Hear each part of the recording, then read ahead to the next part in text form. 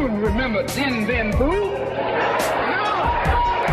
The same thing happened in Algeria, in Africa. They didn't have anything but a rifle. The French had all these highly mechanized instruments of warfare, but they put some guerrilla action on. Hello and welcome to Guerrilla History, the podcast that acts as a reconnaissance report of global proletarian history and aims to use the lessons of history to analyze the present. I'm your host, Henry Hakamaki, joined by only one of my usual co-hosts today, and that would be Professor Adnan Husain, historian and director of the School of Religion at Queen's University in Ontario, Canada. Hello, Adnan. How are you doing today? Oh, I'm doing really well. It's good to be with you, Henry. Yeah, it's always nice to see you, Adnan. And unfortunately, and really unfortunately for the listeners as well, we're not going to be joined by our other co-host, Breht O'Shea, who is, of course, host of Revolutionary Left Radio and co-host of the Red Menace podcast today. He had a little bit of a family thing come up at the very last minute that he couldn't get out of, and so was unable to join us today. But I know he was really looking forward to this conversation. And I'll just say this preemptively, since I know he'll listen to this afterwards. We miss having you here, Breht, and we're looking forward to having you next time. Absolutely. But for today, we're going to have a really interesting guest. We're going to be talking to Professor Immanuel Ness. Immanuel Ness, or Manny, as he allows us to call him, is a professor of political science at Brooklyn College of the City University of New York and a senior research associate at the University of Johannesburg in South Africa. He is the author or editor of a bunch of books, including Southern Insurgency, Urban Revolt, as well as a book that I think more people need to know about, the Encyclopedia of Imperialism and Anti-Imperialism from Palgrave. Really, really critical works. And this work that we're talking about today, Organizing Insurgency, which is brand new out from Pluto Press, came out about a week before we're recording this at the end of June. It's brand new out, and I think that this is a very important work that fills in a lot of gaps in academic literature that we don't often see written about. Adnan, what were your initial thoughts about this book when we first picked it out for focus for an episode of Guerrilla History?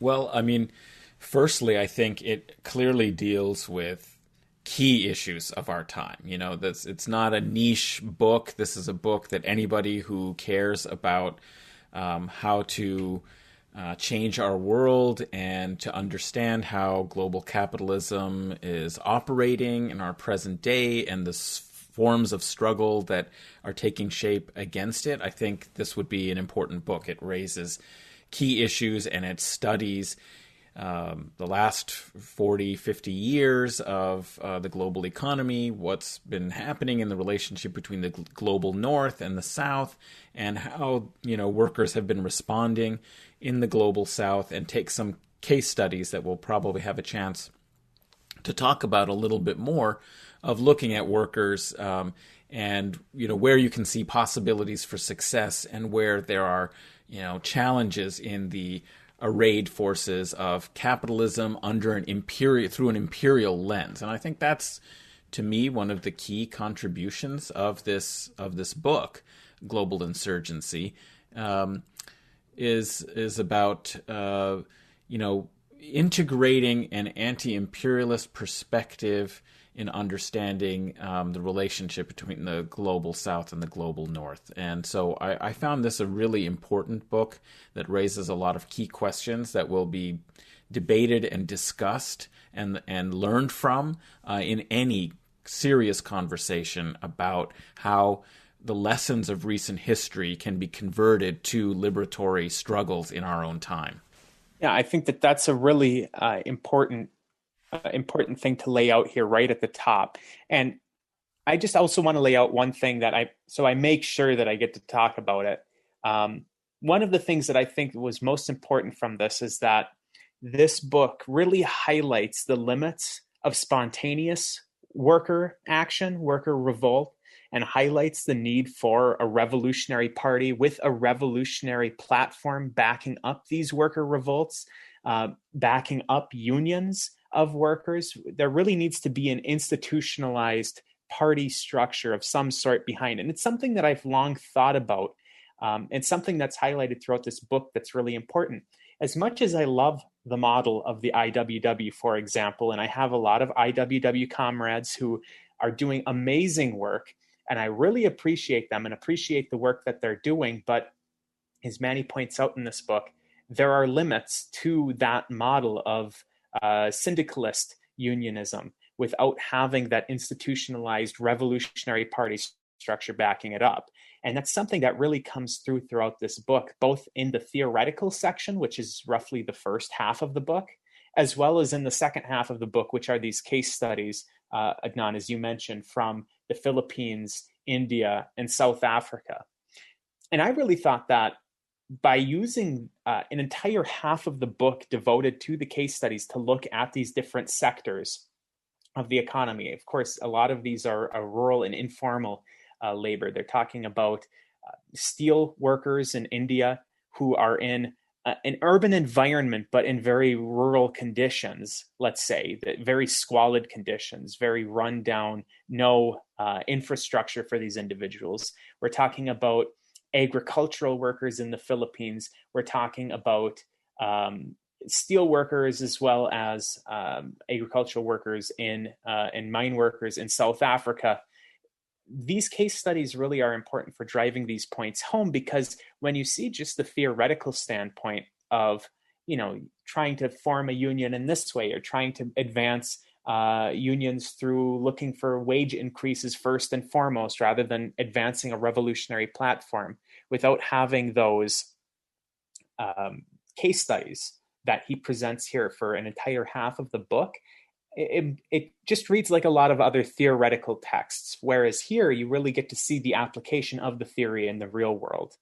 Adnan, why don't I turn it over to you for just any thoughts that you have on that statement or anything else? Yes, just to follow up on, I think that's very important. I mean, it's important to have a historical analysis. That's the data for, social transformation that we have. We have to, we can look to the future, but if we're not guided by evidence from, the transformative possibilities of what works and what doesn't, in past circumstances, then we're a little bit unguided. And that is not to say that historical periods or eras are simply transferable. But if you're thinking dialectically, of course you can't go back. This is progress of history, even if it isn't always progress in the sense of it getting better. But I mean, history moves forward, so it's not as if you can just take something that worked from one time and expect it to work in this new context later on. But, it is very important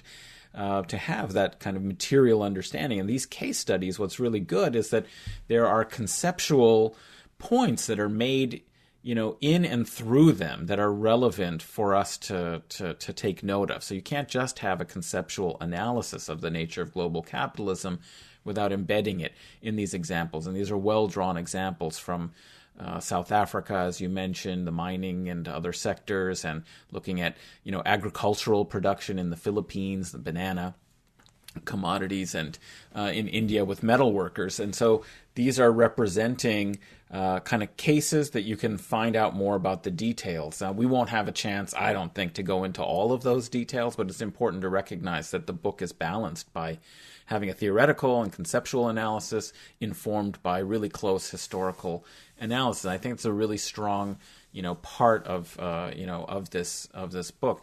I guess what I would say about the previous point about, there's a clear thread running through about the importance of organization in various forms. And I guess it is taking aim at this spontaneous workers' revolt or just emerging without organizing. And I know that's a big, division right now also on the left with new theories in the era of globalization and the end of the Cold War. The left was really trying to grapple with the implications and consequences of that. And it has taken us down a number of different paths, some of which might be fruitful and some of which, may not be. I mean, Manny Ness points out this wonderful famous quote from Gramsci that The crisis consists precisely in the fact that the old is dying and the new cannot be born. In this interregnum, a great variety of morbid symptoms appear, right? So the point is that we are in a transitional period. It's been extended for a while, since the 1990s, or maybe you could say it was happening since the 1970s, and that is the point of the book, that neoliberalism is really beginning in the 70s. So the question is really, how do you determine what are these morbid symptoms versus things that are promising and that hold the possibility for transformative change? And so that's what he's trying, I think, to get at. And his point seems to be, among other things, that you need organization, political organization, but also committed and militant labor union, and backed by social organizations as well. So it seems like you have to, from his perspective, have all of these together for there be the possibility of sustainable transformation. So that's something that's interesting to think about. I hope we'll hear a little bit more about, why he thinks, you have to have political organization, and left parties are so important.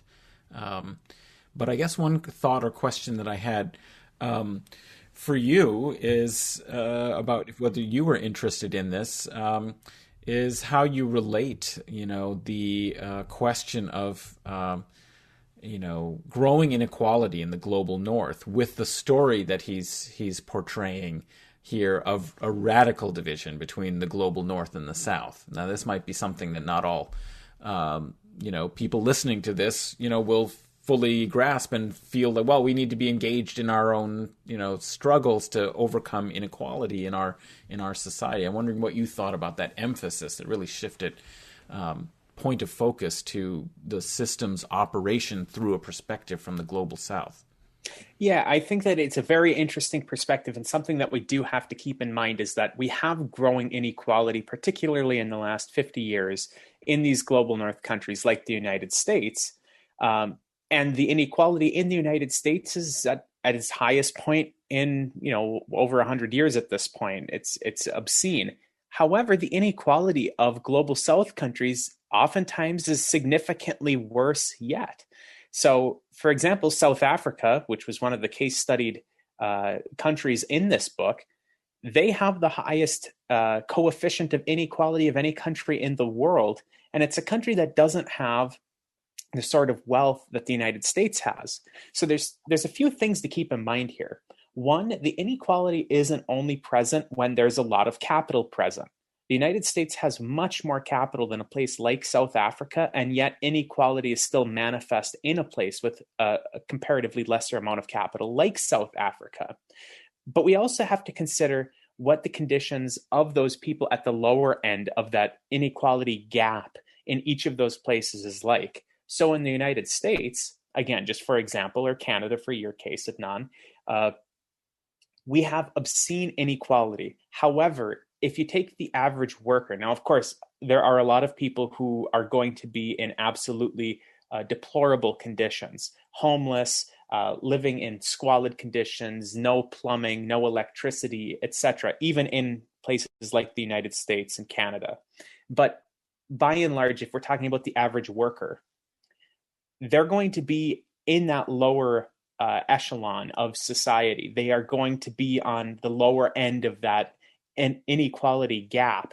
And yet, the conditions of workers in the global North are still going to be unbelievably higher, unbelievably greater than those of those people on the end of the wrong end of the gap in the global South. So it's important that we understand that inequality manifests itself wherever neoliberalism or capitalism, even more generally, is also manifest. But we also have to understand that this is manifest most in a more precarious way for people in the global South. And as such, and it's something that Manny points out, and something that I've thought about for a while, and I'm curious as to your take, and it'll be probably the last thing that we talk about in the intro because we want to get to the interview. Something that I've thought about is how to advance the struggle. And Manny put it far more eloquently than I ever had formulated it in my own head, but it was more or less what I had been thinking, which is that because of the different conditions between countries, as well as the extractive nature of the imperialist countries, the imperialist global north countries, we almost have to tackle the problems in these individual countries before we can look at worker solidarity internationally. And that's not to say that we shouldn't have consciousness of the issues that workers in the global south should have. It's not to say that we shouldn't be advocating for the workers in the global south. It's not to say that we shouldn't be holding hands with workers of the global south. But because of the way that the imperialist system is set up, when we're looking at a country like South Africa, for example, or the Philippines, or any other global south country, really, the way that they're going to overturn that system that produces the inequality that's there is by them tackling it within their country first, and then linking up with other countries that have had similar struggles to fight the international imperialist order upheld by the imperial core.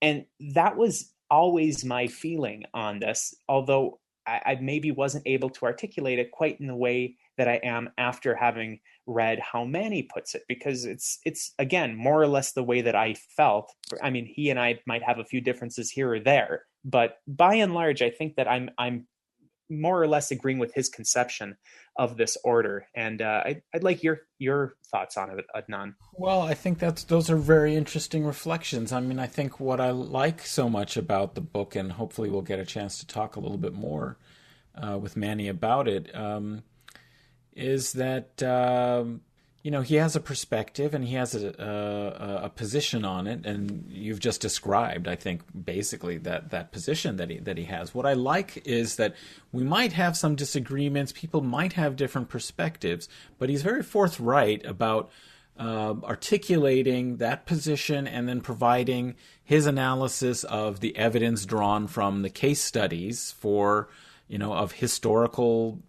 struggles, workers' movements, and so on, to back up the position that he has. So I think it advances the argument a little bit further than just abstractly or conceptually imagining how it should go. And I like that very much and appreciate it, because we are dealing with real world situations, in our struggles globally, everywhere. And we have to take into account that real material existence and the evidence, based on it. So I think that's useful for us. But, I think one could work through some of the conceptual dimensions of that analysis and come slightly to different conclusions and so on. But you'll have a good conversation engaging with this book, and I think we're going to have a good conversation engaging with its author. Absolutely. And then just the last thing that I want to say is we have to maintain an anti-imperialist perspective. We do want to overturn this imperialist world order, this capitalist world order that we're living in.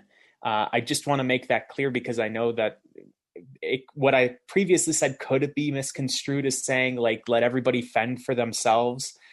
That is not at all what I mean, and I want to just make that clear before we wrap up this segment.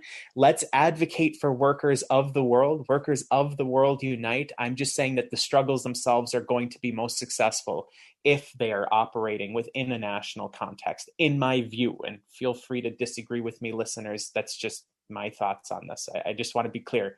Yes, we are still workers of the world unite. Don't worry about that. But on that note, Adnan, anything else that you want to mention before we bring in Manny? I think we should get to the conversation. I'm eager for it. Excellent. Me too. So on that note, listeners, will be right back with Immanuel Ness to talk about his new book, Organizing Insurgency, Workers' Movements in the Global South, fresh out from Pluto Press.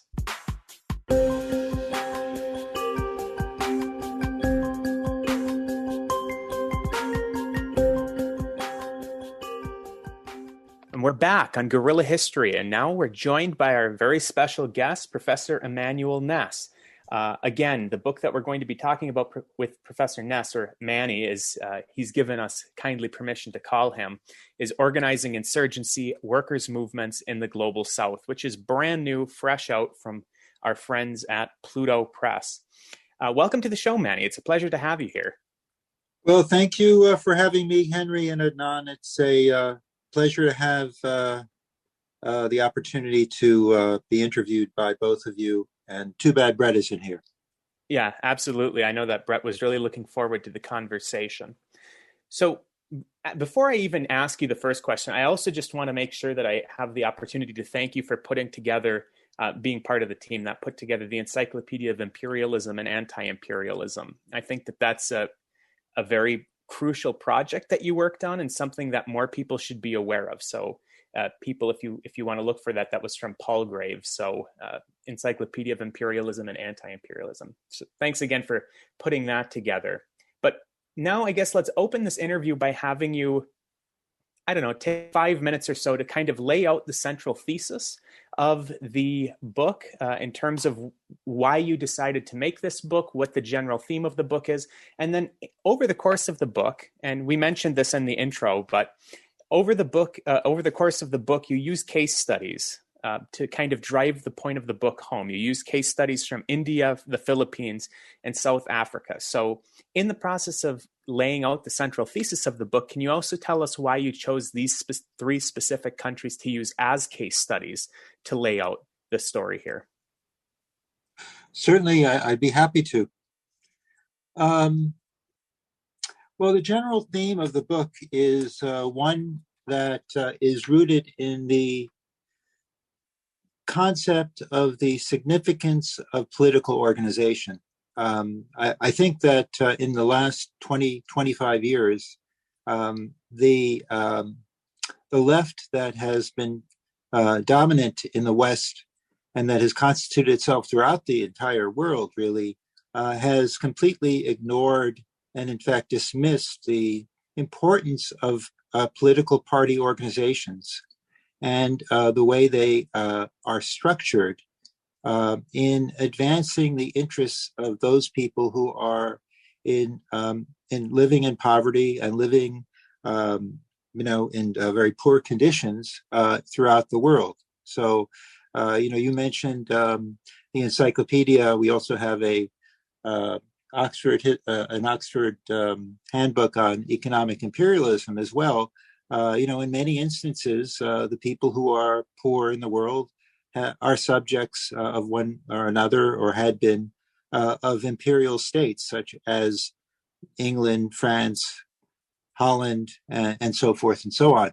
And so I'd like to kind of reinforce this notion, because we have gone through about 20 years of the idea that parties are not necessary, and that we can take succor in the idea that people can just protest, and that will contribute to some kind of change without any kind of mechanism that will bring it about. And it's my view that it really does matter what kinds of not just what kinds of organizations, but having organizations, and what kinds of organizations that emerge as part of those struggles.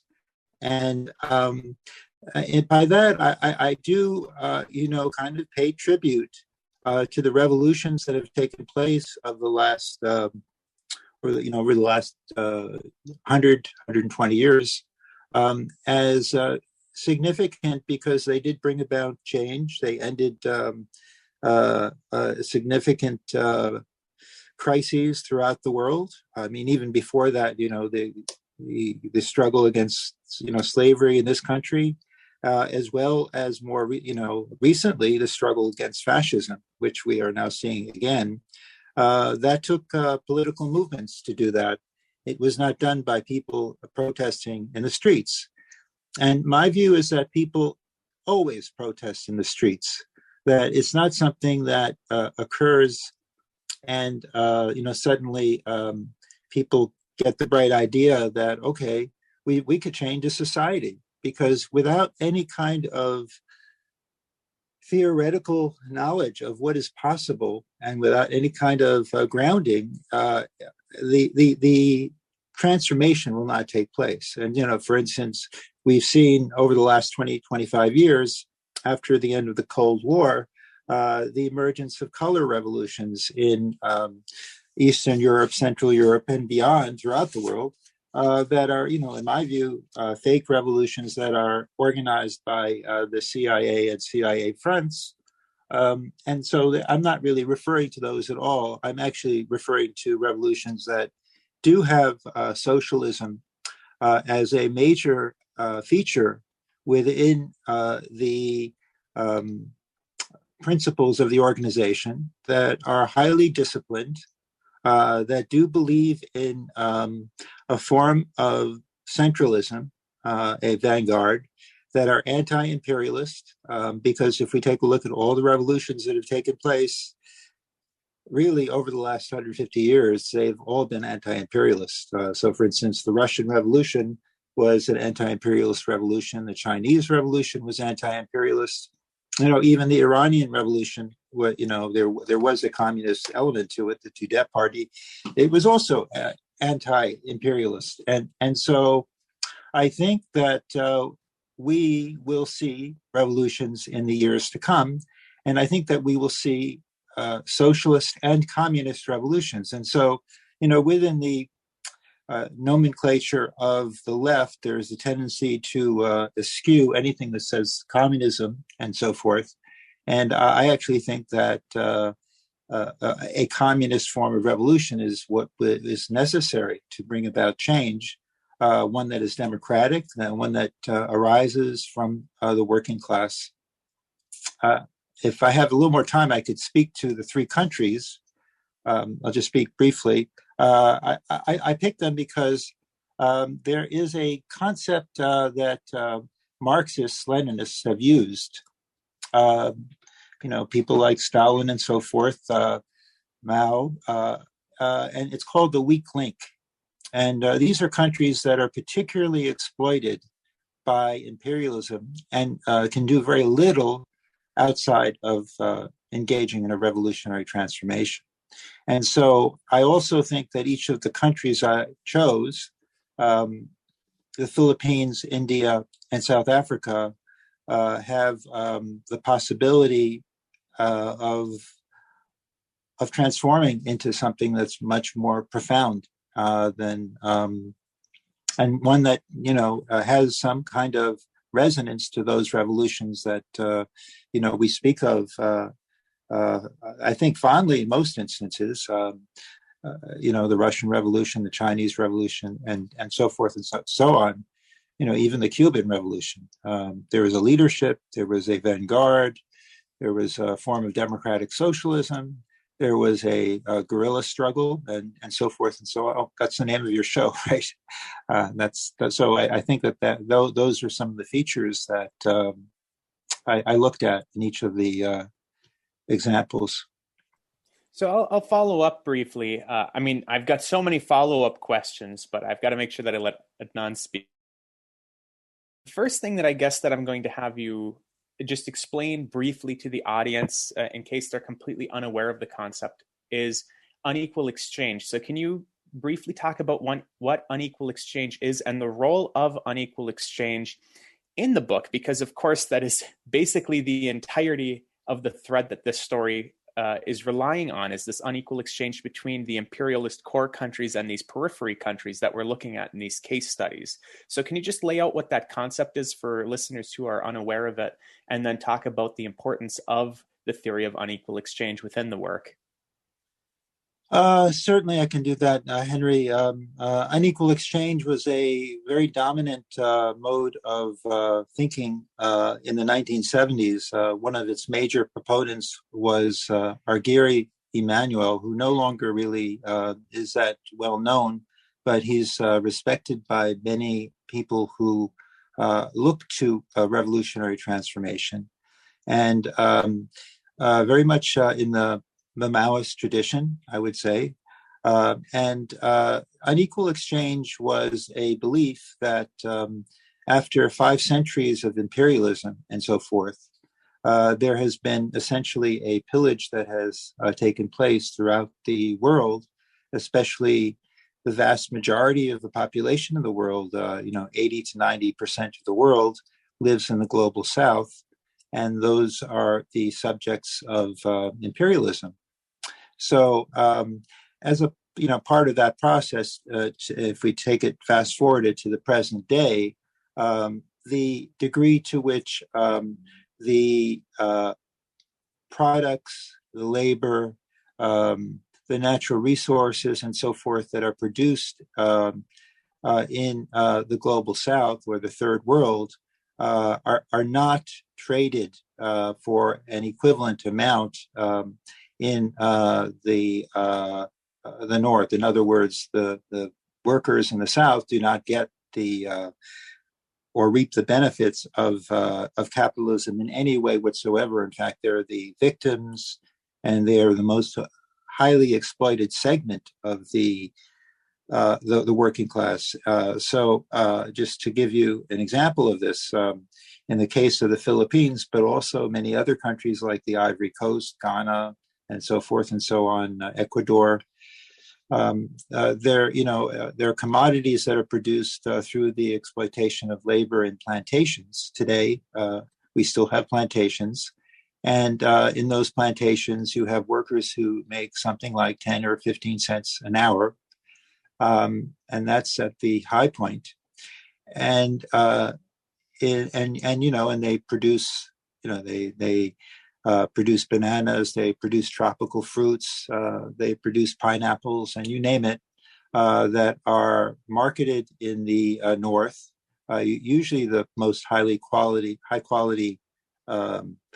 fruits and products, and those corporations that sell them, the food chains and so forth, as well as the consumers, are the beneficiaries of this process of unequal exchange, because, for instance, if we take a look at banana production, it costs far more to produce for the countries of origin, the workers in those countries of origin, than it does to buy in the West. So in fact, if we take a look at, this has been mentioned frequently, the typical iPhone or the smartphone, the value added that is incorporated into it is about $10 in a place like China.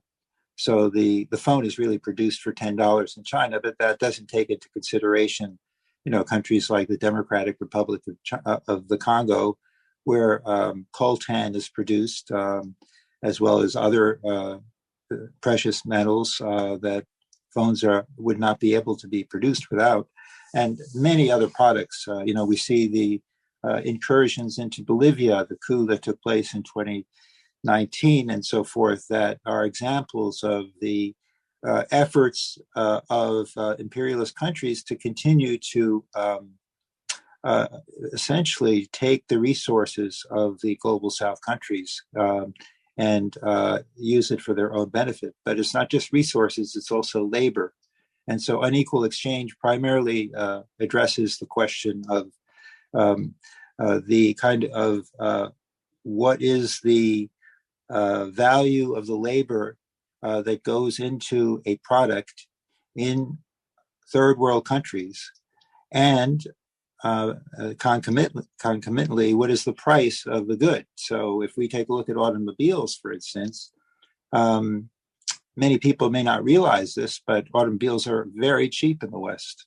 If we were to take the price of the automobile in the 1960s or 70s, when it was produced in the West primarily, the automobile would probably cost somewhere near $50,000 to $100,000 or something like that, if we were to look at wages and so forth. Now, automobiles are sold for far lower prices because they are produced at far lower wages by contractors. I can go on, but I just want to, give you time for your questions. Well, that's really helpful to lay out that basic dynamic structuring the global neoliberal capitalist economy. So that's useful. Maybe this builds on that. One thing I was wondering is if you could perhaps tell listeners what your kind of overall sense of what's been happening since the 1970s, which is really the period that the book covers, in the kind of neoliberalizing and global integration, and whether your analysis of what has been happening really differs from perhaps some other analysts. And I'm not talking yet about, the solutions or your conclusions, but is your story different from, say, how Hart and Negri characterize what has changed in the kind of era of globalization? What would you say precisely is what you've observed in this period of history, kind of with the relationship in particular between workers in the global South and movements in or what's been happening politically, around labor and the economy in the global North? Thanks, Adnan, for that question. I think it's crucial to recognize, and it's right in front of our noses, but many of us refuse to, smell what we're actually looking at, what we're looking at, and also what we're breathing. In some respects, the idea is that without question, the working conditions that the vast majority of the world is engaged in have deteriorated dramatically. Now, first of all, you have an industrialization of the world through globalization. So you have the outsourcing of work from the West, Europe, and the United States, and Canada, and so forth and so on. And then you have an impoverishment that occurs, and people like to use the term precarity or precaritization, and I will use it too.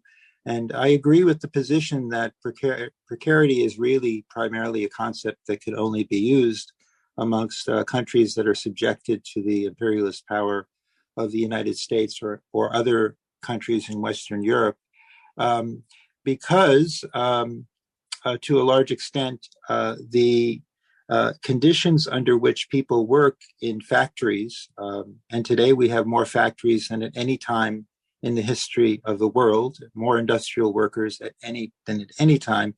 And this is actually something that is different from the Hart and Negri and many other proponents of the idea that artificial intelligence and algorithms and the platform are going to set us free. Well, why do we have close to 1 billion workers who are working in industrial factories and so forth around the world? The Hart and Negri argument is really one in which, and it's not actually particularly all that new in some respects, but it extends from a number of perspectives that believe that there really isn't any work left to do. And there are a lot of people who make the claims that we should have a universal basic income and so forth and so on. In my view, a universal basic income would be essentially achieved off the backs of further impoverishing people throughout the world, and making the lives of the vast majority of the population that much more immiserated as a consequence of working harder and so forth.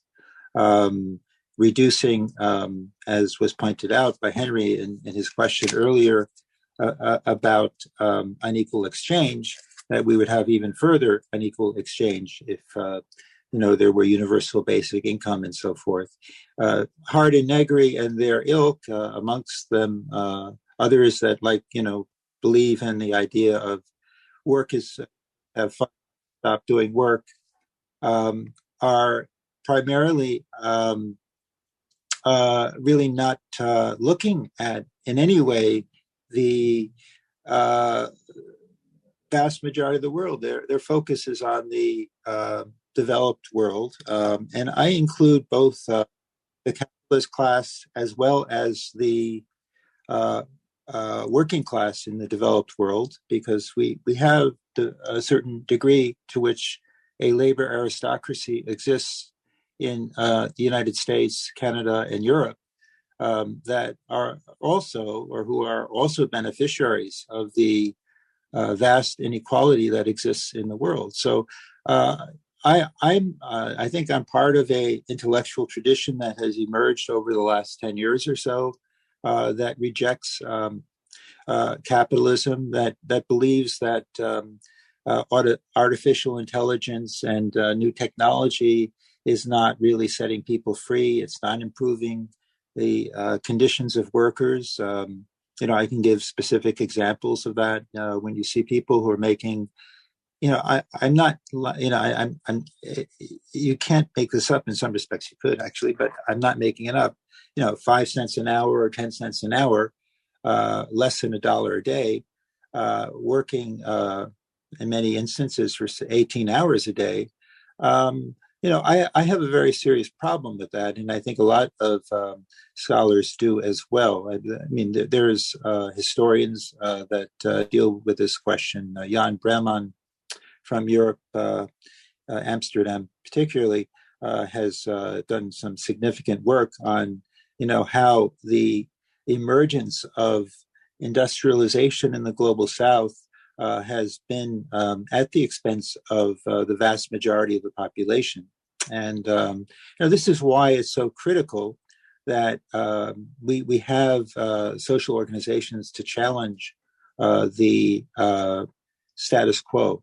And, social organizations that are credible and that are capable of transforming society and have a vision of transforming society and not reforming capitalism. Yeah, thanks for that. I think that's a very important point about the difference in your analysis. I think one thing that's so excellent about the book is the way in which it's integrating the global developments in the global South with the politics of the global North, because sometimes those are separated, and it seems that some of the Hart and Negri or Paul Mason, post-capitalism, these sorts of works are a little maybe optimistic about what's happening in terms of, transformations through globalization. So I think this is a very healthy and important corrective. And also the sort of element of, I'm sure we'll get a chance to talk a little bit more about this, but also thinking about imperialism. Obviously, that's a hidden relationship that isn't being, talked about in some contexts, as you're pointing out. But let me pass it over to Henry for a question. Yeah, so this is actually a pretty big question, but it should provide for some pretty good follow-ups and perhaps some back and forth. And I'm going to be quoting from your book. So listeners, if you have the book, we're first going to be going to page 184, in case you want to follow along. I'm actually going to have two related quotes from different parts of the book so that you can kind of tie the thread together for listeners who haven't read the book yet. Here on 184, you say, on an organizational level, this book has shown that workers are far more likely to act collectively with the support of a committed and militant labor union backed by community social organizations and left political forces, which is something that's often left out of people's analyses, is that backing with an actual political organization. That's just my additional note there. But to continue on, in response, workers are in a better position to improve and sustain their working and living conditions. In addition, the consolidation of labor union social power potentially sets the stage for the development of strong, transformative political movements wedded to establishing socialist states, which are not dependent on the impulses of global capitalists in the first world. So here you lay out the necessity for strong unions backed by strong political organizations. And I'm now jumping over to page 53 for those that are following along, where we have many scholars, a lot of, I shouldn't say many, obviously we're still a minority position, but within our tendency, there's quite a few scholars that hold up the model of worker cooperatives, including an economist who I am friendly with, have interviewed multiple times.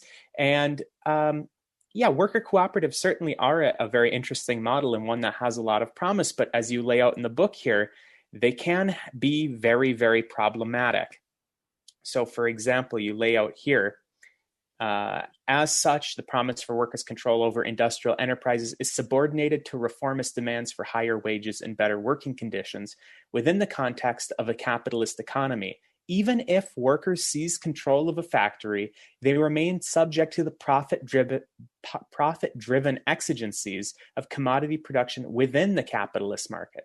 Council communists and their successors may have had an immediate plan for seizing power, but have lacked the organizational capacity and programmatic resilience to surmount the demands of the logic of capitalist production, resorting to conventional unionism or being defeated along with their unions.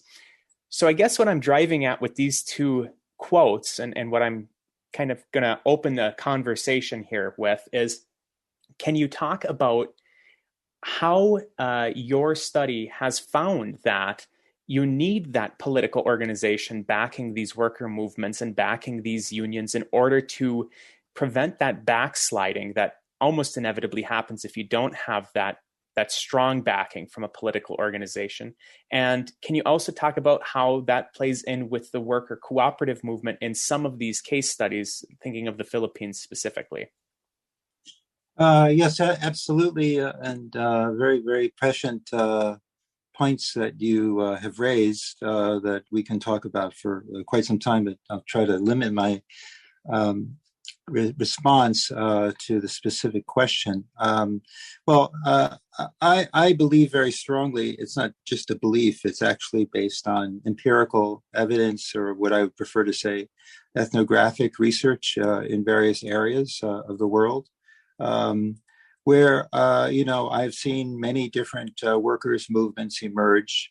Many of them were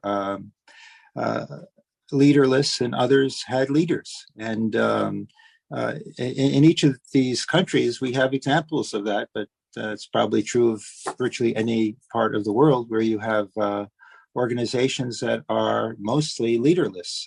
They have no social organization within the community, within the the industry in itself, and there is no left political force. There's no vision in which people can think of improving their standards of living or improving and transforming society in a way that overcomes capitalism.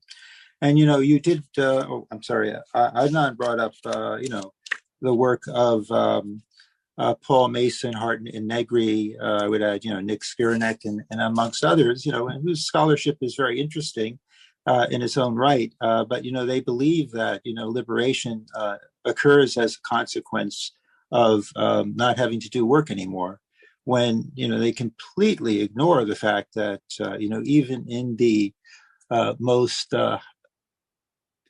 technologically advanced areas, there are amongst the most poorest workers. We can look at cloud workers as one example. We can look at delivery workers as another. And again, it does tend to have a kind of bifurcation between the global North and the global South. The imperialist North, the countries of Europe and America, etc., North America especially, and the rest of the world. And so why are left political forces so important? This goes against a lot of the mainstream left literature. And I guess it's an interesting way of putting it, and I am referring it to as mainstream because essentially they don't believe in political parties anymore. They're a spent force. They are a force that was ineffective, according to the dictum, and that we should really look at some kind of non-tangible, without any kind of material or political agency whatsoever, some kind of force of the people themselves that will drive the revolution forward.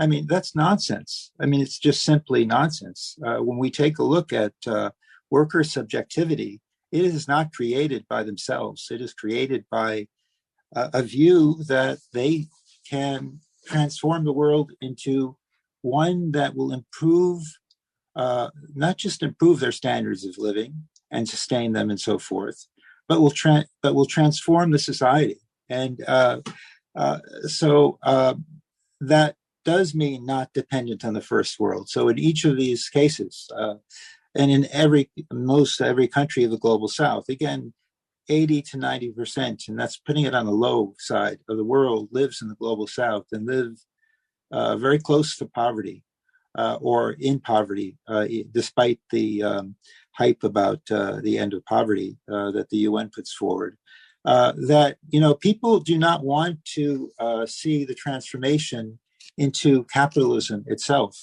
They would like to see something that goes beyond capitalism. And so that goes to the last point you made. I'll address the question of cooperatives in a moment. That there is a great degree of economism that labor unions have advanced, where we need to in their words, we need to organize as many workers as possible, so we could increase their wages and their working conditions. And again, there is no critique whatsoever of capitalism. Even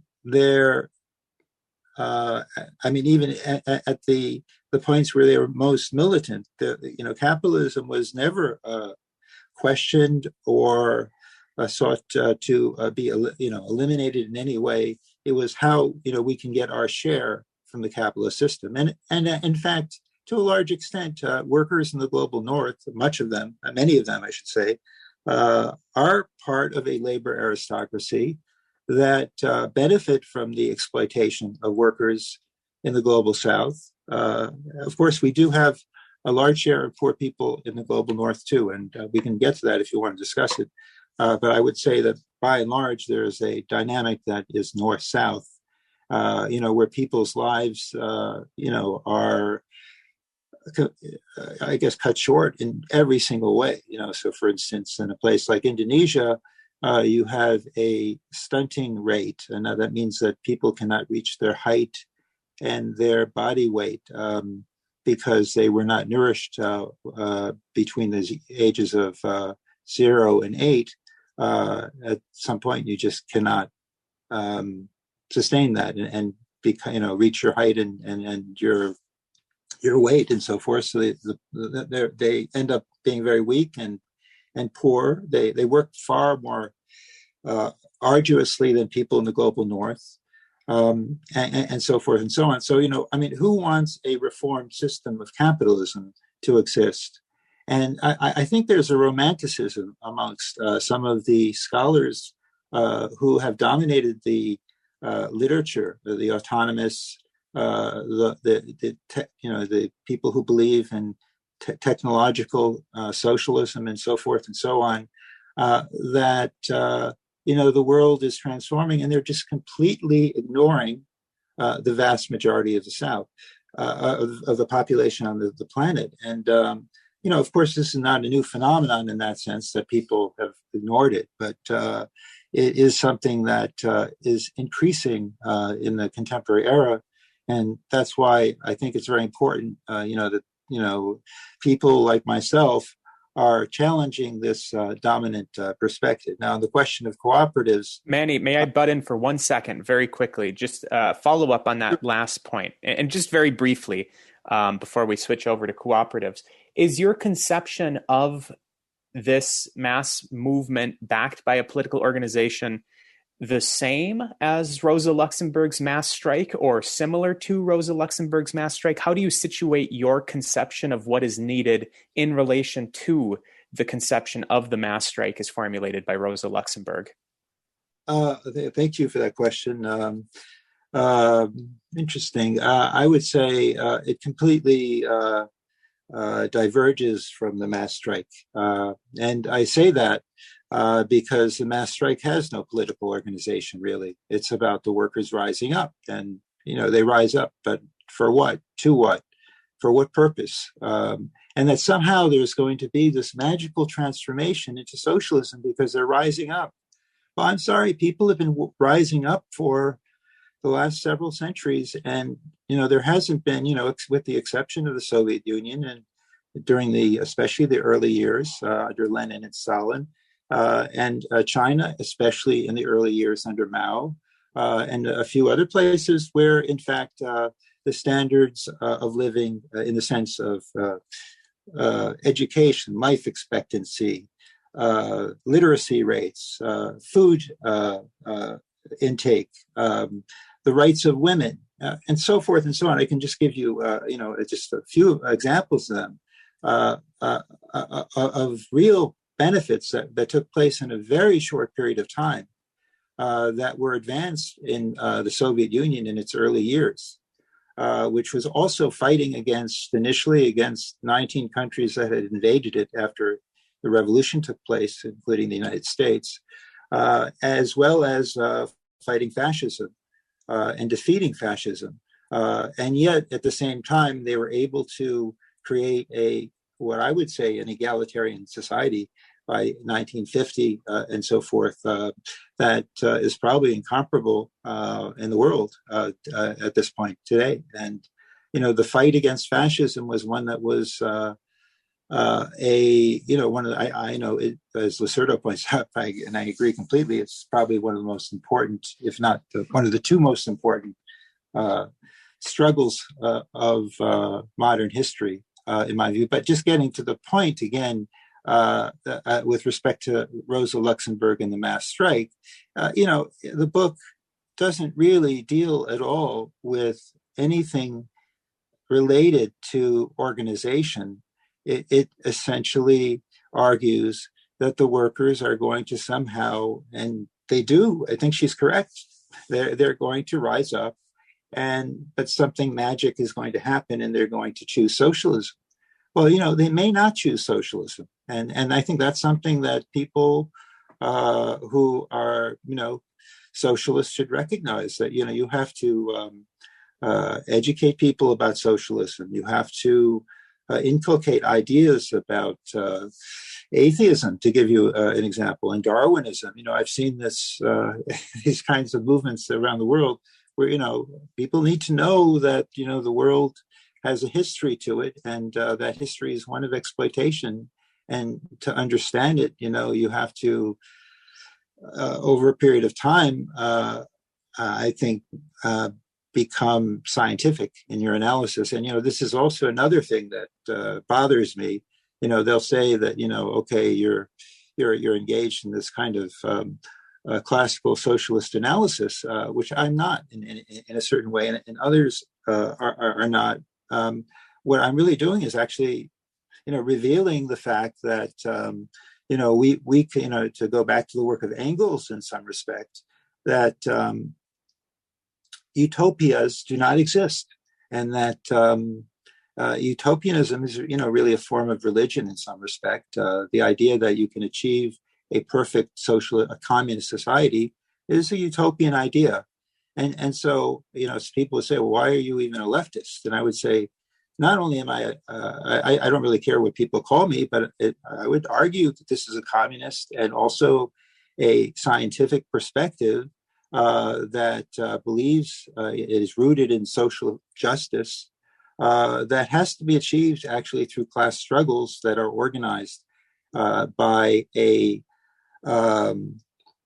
I guess a detachment of the working class that I believe very strongly about that commits themselves to a political struggle and has the resources to fight a struggle over, decades sometimes. I think we are probably seeing that, or that those struggles are happening today. Perfect. I just wanted to, so I just wanted to make sure that we got that out in the open about the mass strike over the course of this interview. Manny, can I ask you to just be brief about worker cooperatives, because I want to make sure Adnan has plenty of time to get some questions out there as well. Yeah, I would just say, first of all, worker cooperatives are capitalist organizations. The idea of a cooperative is that you share in the capitalist resources. Worker cooperatives exist under capitalism. They don't exist under socialism, unless you have it controlled by a socialist state.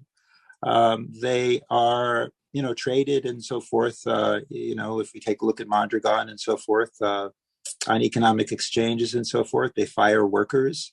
In the case of the Philippines, they're used as means to exploit workers as middlemen, to immiserate workers even further, while duping them into thinking that they actually have a role in their own future economic and political power. I can get into that to a greater extent, but I don't think maybe we don't have time for it. Yeah. Well, there's so much to talk about. So yes, I guess one, question that I have is that in your conclusion, you cited Bremen and van der Linden. And part of what that citation or a quote was about was that it was high time, according to them, to rethink the concept of the working class and the ways in which it can further its interests.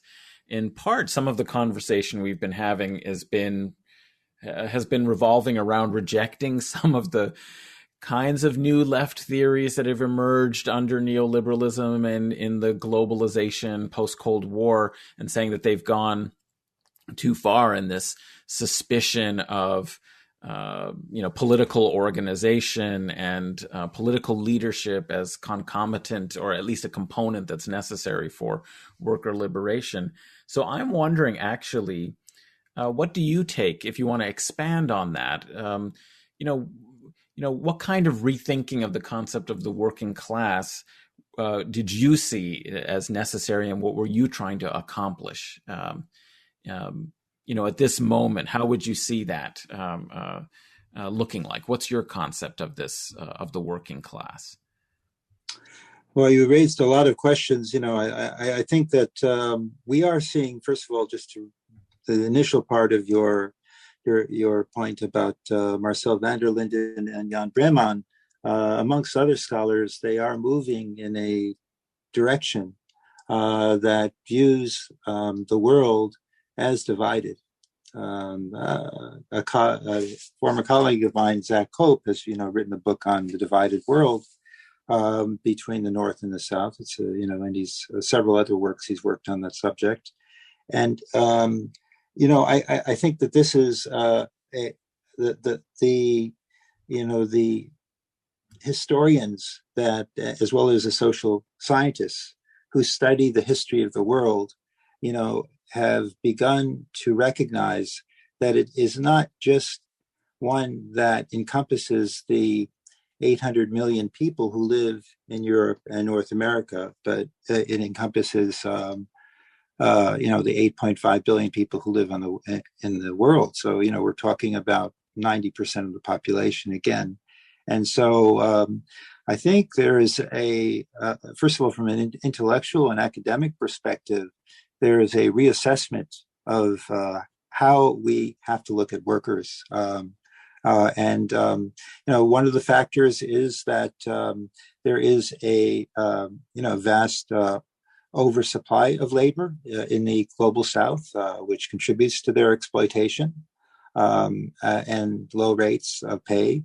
I think that a number of scholars, like Marcel and Jan Breman, they've come to the conclusion that yes, there is a divide that really cannot be addressed without a major transformation of the way we engage in consumerism in the West, and that if wages are to go up in the West, along with, obviously, we can, criticize corporations, and they're certainly part of the problem, the major problem. They're part of capitalism, but there are petty bourgeois elements within the working class, and I think that in many instances, much of the working class in the West has become petty bourgeois, and that by that I'm rather than just using that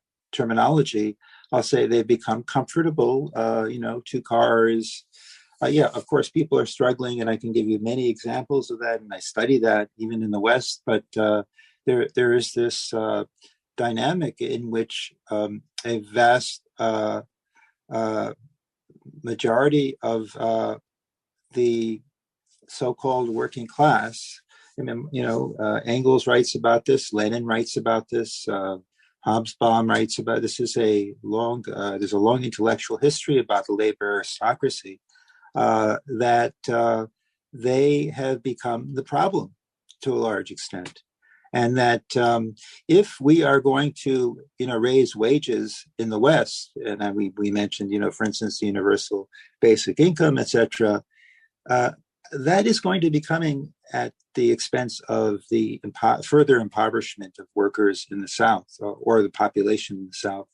Women, children, higher death rates for everyone, more disease, lack of food, famine, etc.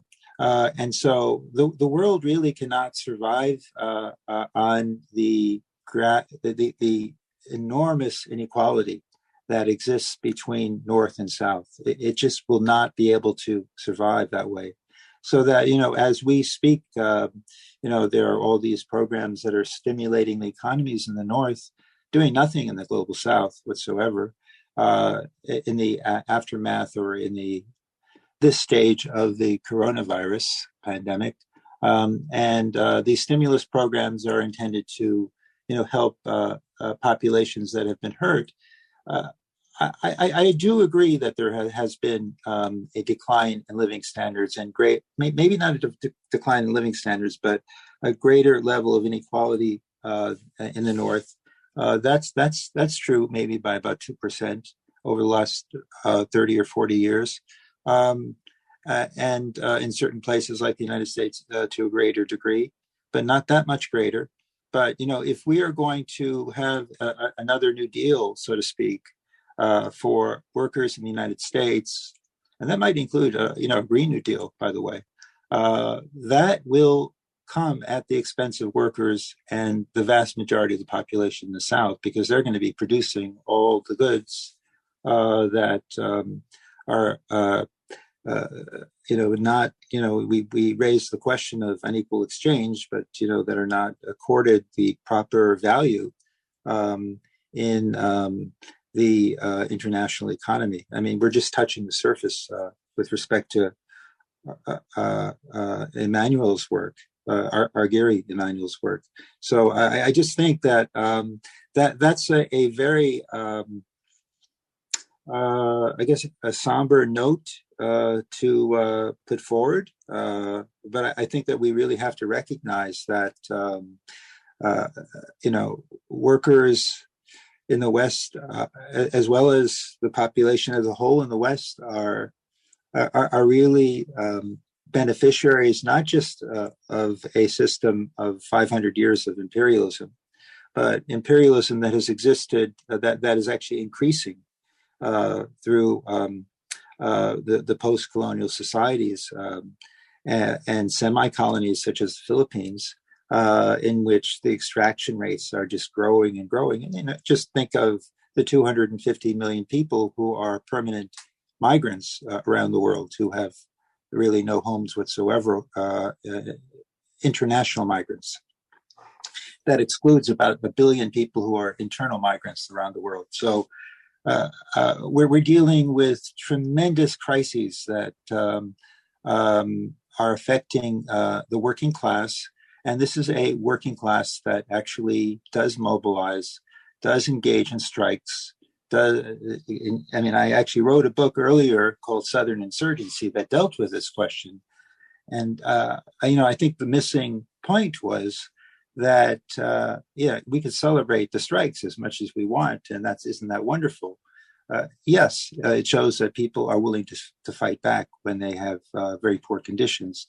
But what it doesn't address whatsoever is the significance of organization, community organization, labor unions that are militant and radical and connected to political parties that are socialist and communists, that are challenging the system of inequality that is structural within the global system. So that's how I would, answer your question at this point. Before I let you ask your question, Adnan, I just want to make a brief statement. So you mentioned that Green New Deal, as it's being thought about in the United States in particular, but the imperialist core more generally, is an imperialist project as it's currently being conceived in terms of extraction from the global South. And I just want to do a brief plug for listeners that want to know more about this. I just did an interview on the David Feldman show, along with my friend Nemanja from AntiImperialist Net, with the author of another new book that came out from Pluto Press at almost the exact same time as Organizing Insurgency, called A People's Green New Deal by Max Eil. So listeners, feel free to look up that book, A People's Green New Deal, which I like to call it the Anti-Imperialist Green New Deal. It's a very interesting book, and it was a very fun interview. So I'll link to that in the notes. But Adnan, why don't I turn it over to you now for your question? I guess I have a follow-up here on that. And I think what's so important about what you've been doing, Manny, in your book here is, of course, integrating that anti-imperialist perspective and internationalist perspective that understands what's happening in the global South is absolutely crucial to how this system is working. But so in some sense, if your analysis has to be international and global here, so that the first world leftists actually understand what's at stake and how the system is really working. I'm interested in the fact that you emphasize, however, that successful struggle has to take shape perhaps within a particular country in national sorts of terms. So I was wondering if you could explain why you think that's the case, and why not find ways in which one can disrupt and organize around disrupting the global network of supply chains and these sorts of things that could be seen as vulnerable, given the way the architecture of neoliberal global capitalism is working. And if you can imagine that there might be some form of internationalist organized politics from the global South. Adnan, I'm going to hop on to the back end of that question. We're in sync, you and me. I was about to ask the exact same question, so I actually have part of the book pulled up that I can quote from to drive this point home. So, Manny, you write, on a systemic level, workers in the global South must defeat the neoliberal capitalist order in order to achieve a long-lasting victory over multinational capitalist firms that are dominated by global commodity supply networks benefiting people in the global North. Yet the implications of each of the three case studies is that it is far more likely that the working classes may achieve long-term gains through struggles in a single country rather than across states. Thus, the labor and working class struggles in India, the Philippines, and South Africa are distinct and advance through the development of counter-hegemonic forces in each country. And you go on from there, but I just wanted to make sure that we had that in this question, since I had it open anyway. Well, that was exactly the quote I had in mind. So thank you. Perfect. There we go. Thanks, Adnan, and thanks, Henry, for those points that were put forward. And actually, I was thinking about it myself, because I was thinking, one point that really needs to be driven home is that socialism in one state is really the only possibility for achieving socialism in the near term. That it's very difficult to unify, countries that are far flung in many ways. If we take a look at the Soviet Union, of course, it was the defeat of the Russian Empire created a Soviet Union in which a number of countries, 17 countries, were a part of at different times, and so forth and so on. But it was Joseph Stalin who put forward this heretical idea that socialism is possible in one state, and it's not about him or anything like that, but I think that that's something that we should actually latch onto, because that's the only kind of socialism we have ever seen in any way. It has been a very successful form in the Soviet Union and China, and even in countries that are poor and isolated, like Cuba. We've had socialism in one state. People might argue about whether they adhere to the absolute principles of a specific form of Marxism, etc. But it is a form of socialism. The level of equality is quite great, and so forth. But I would argue that what is needed, and the reason why I have put forward these three examples of the Philippines, India, and South Africa, is that I see each of these countries as ripe for revolution. I see Philippines as maybe more than the Philippines, because that entire region is oppressed, especially the Philippines and Indonesia, etc., for many years. But the Philippines, certainly under the Spanish, and then under really current American colonial rule, it's a big enough country, over 110 million people and so forth, to create a socialist state. In India, you have 1.35 billion people. I don't think the state could survive in terms of supplying the daily needs of its population without creating socialism. And the population of the world, I think, in 1900 was about a billion. I'm sorry. So we're talking about 50% larger population than the world's population that exists in India today.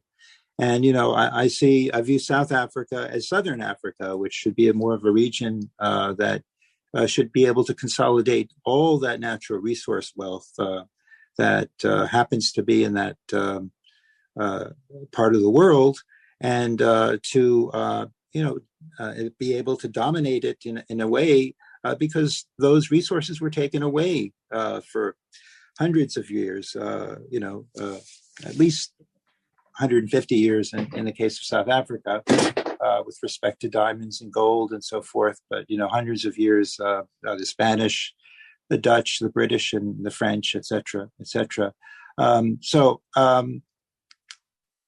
I think, on the point that was raised with respect to, can there be a global movement? My view is that, we,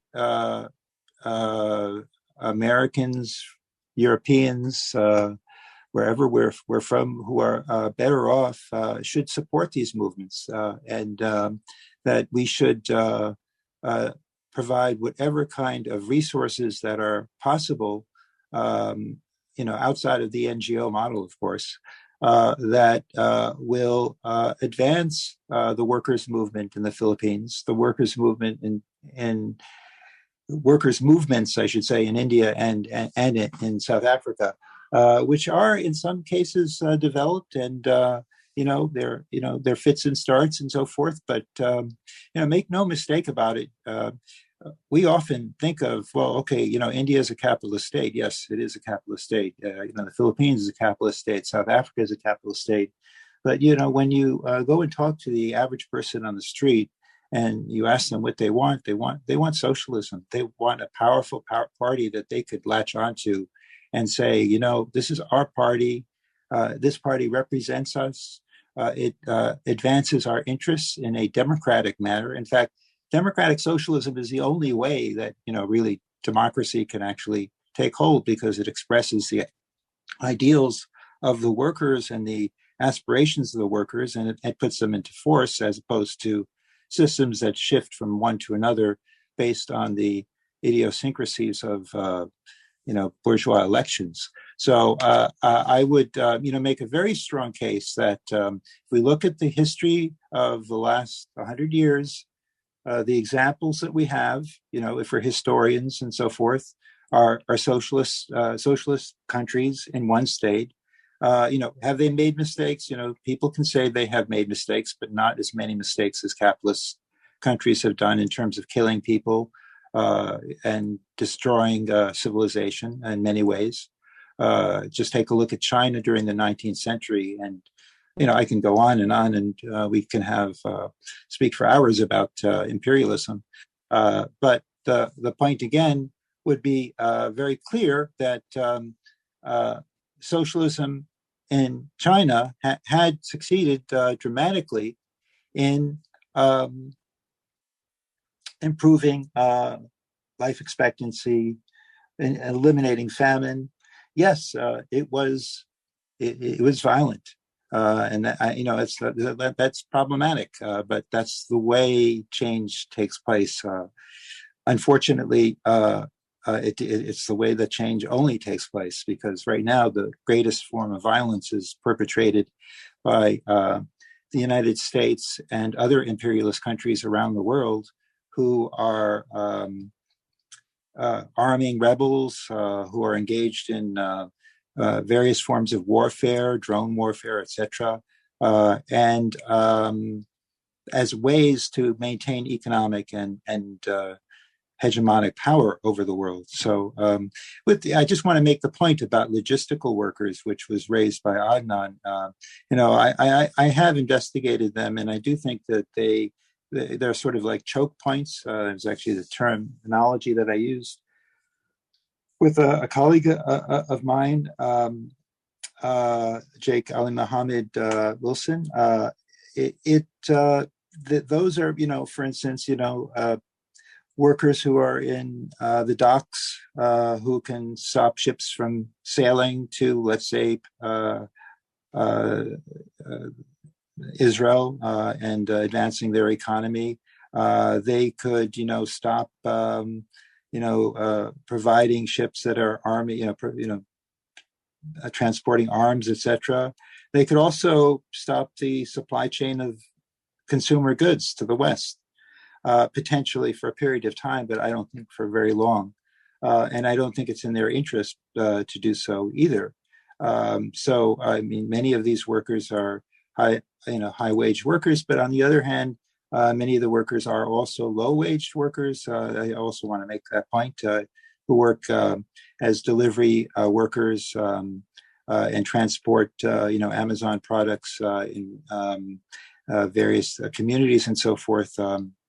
In the United States. So, I don't want to discount the fact that there are not poor and working class people in the United States. So there certainly are, and we should recognize them. I do think that if we really want to make a difference in the world, however, I think we must unify any kind of struggle in this country with struggles of people who are highly exploited outside of this country. And the leaders of those countries, the leaders of the social movements, the trade unions, the socialist parties, and so forth and so on, are very serious people. They are serious about transforming their society. They're serious about involving the entire community or communities of their countries, and building power for men and women, seeking equality in that sense, because women do probably most of the work in new factories today. So I just want to make the point that, logistical workers can go only so far. I think that we, as principled socialists or communists, I don't really like to call myself anything, because I think, I oppose capitalism and I oppose imperialism. And I don't believe in first world capitalism.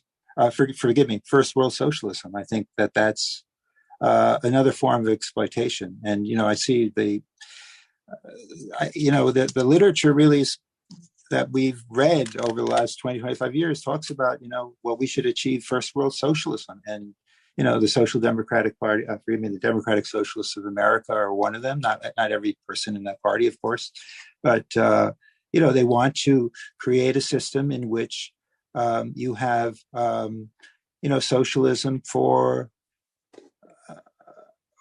Americans at the expense of, the further immiseration through lowering the wages of third world workers. And you can take a look at every single product from, the houses we live in, from the cars we drive, if we drive, from the furniture we sit on, to the computers that we use, to the televisions we watch, to the clothing we wear. I mean, I can go to the food we eat, just about every single thing that we can use and consume are commodities that are produced, not all of them, but are produced outside of, let's just say, the United States for this argument, but also Europe as well. You're also in Europe, so Europe as well. Yeah, that's very interesting, Manny. Yeah. The only reason why I asked that question was, of course, because you yourself, in the book mentioned that capital does take advantage of, through globalization of political, social, economic, and legal differences, among a range of states. So I kind of wanted to, and I very much appreciate that historically speaking, the big gains, socially and economically have taken place when you have socialism in a particular country. But it's very interesting that you mentioned this opposition to first world or global north socialism. It's a very interesting point here, because one thing I was wondering is that in some ways it seems like you're suggesting that unless you have an anti-imperialist politics very, very profoundly and directly, the role for first world or global north left is somewhat marginal to where the real struggle is taking place at the workers sort of level. And so I'm just wondering, if you can elaborate a little bit on what you see as the proper role, since our audience is mostly, we'd love to have a global audience, but I think we're speaking in English. And, in terms of who listens to this podcast, I think it's really mostly global north leftists. What do you see as the sort of role, if there is a role, how do you, understand what should happen in, the politics of global north left? I had a chapter that was written in this book on global north left, and I was debating whether I would use it or not, and I decided not to because I didn't see enough evidence that there was any interest in advancing the standards of living on a global level. And so just to get to that point, you're a historian of empires, I believe, and you know them well, and that empires extract whatever they do. They extract, one form or another of resources or labor, etc., from other peoples around the world. And today we have a global capitalist empire that's controlled in the north, and there can be no mistake about it. Yes, there are capitalists in India. There are capitalists everywhere, but for the most part, it's not even for the most part. It's just by and large we're dealing with Europeans and Americans, and Japanese, etc., Australians who are dominating the wealth of the world. In a place like South Africa, the two leading families control something like 50% of the wealth, or is it something? I don't have the precise numbers in front of me, but it's something like maybe 10 leading families, 50% of the wealth in the country. That's just an abomination, and it just does speak to a country that's actually ripe if it had the proper organizational features for a revolutionary transformation, and it will have to happen. There's no escaping it. So that will mean that we will pay more for the automobiles that we are driving in, because catalytic converters cannot be produced without platinum, and platinum is again, when we think about the green economy, it's essential for it, and again, that's what I was referring to before. And, Max Eil's work is extremely important, as Henry was pointing out in that respect, that, there is a high degree of, I would say, hypocrisy in the Green New Deal proposals, because they only think of a Green New Deal for the North. So for instance, lithium, not the drug, the battery, it is found in Bolivia and a few countries in the global South, and the United States, and one could say even China and many other countries want to get their hands on that lithium so that they can produce it at low cost. And many of their, the supporters in the United States of the Green New Deal, or which I don't support the Green New Deal. I do think we have climate change and we should do something about it as quickly as possible, because especially the people who suffer from it most are in the global south through flooding and drought, etc. That's so extensive that it's millions of people are dying every year from climate change in the global south. So I think it's serious. But the Green New Deal is sort of a laughable thing when it would only benefit people in this part of the world to the greatest extent in terms of economically. I'm saying that there is a history of inter-imperialist rivalry. Today, I am amongst those people that would say that the United States remains the hegemonic power of the world, although there are potential competitors. The degree to which they compete will be seen. But even amongst those competitors, people mention China. Of course, China. A very good scholar from Australia, Samuel T. King, writes China is a poor country, and that's true. You could get basic services in China and so forth for the working class, but most people survive on very low wages. They produce at low wages for the West in many respects, and while China might be reviving to its greatness of the past, it's still a poor country because of the immense amount of labor that is engaged in highly exploitative labor of work and at low wages. And, we've seen that play out in a number of struggles and strikes. So, I'm not... I don't think we should give China a free ride. On the other hand, I think we should oppose any American effort to begin and extend a Cold War with China, which is very deleterious toward the population of China as a whole and the region as well of Southeast Asia and East Asia, where people thermonuclear wars could kill half the population of the world. We're talking about, I think, 2/5 of the population of the world live in China and Southeast Asia. And so anyway, those are some of the points that we should consider. And I think, I grew up during a period of time that people cared about nuclear war and nuclear weapons, and the cessation of it. I don't think people do as much as they had in the past at all, and I think it's a very serious problem.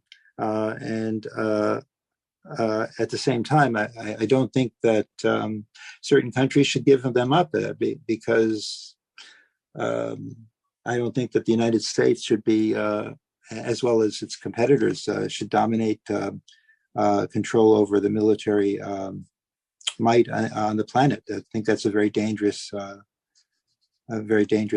thing to have happen.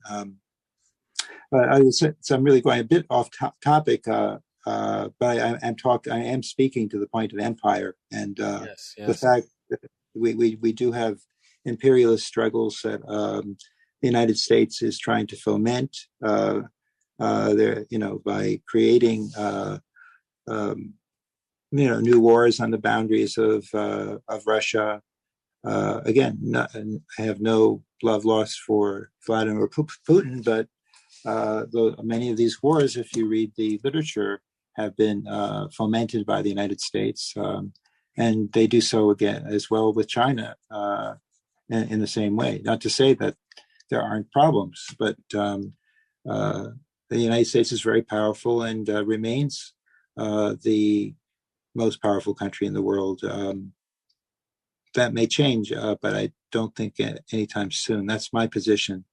Right. No, I really appreciate that. I think it's a very important point. And if I could make a bit of an appeal, that chapter that you were going to put into the book on the global North left, might make a very good book. And I would love to read it, and we would like to have you back on if you do write that, for sure, because I think that is a big question about how to create that consciousness and solidarity for the global South and recognize our complicity in imperialism and develop a genuine left politics in the first world global North to oppose it. I think that's important, a very important point.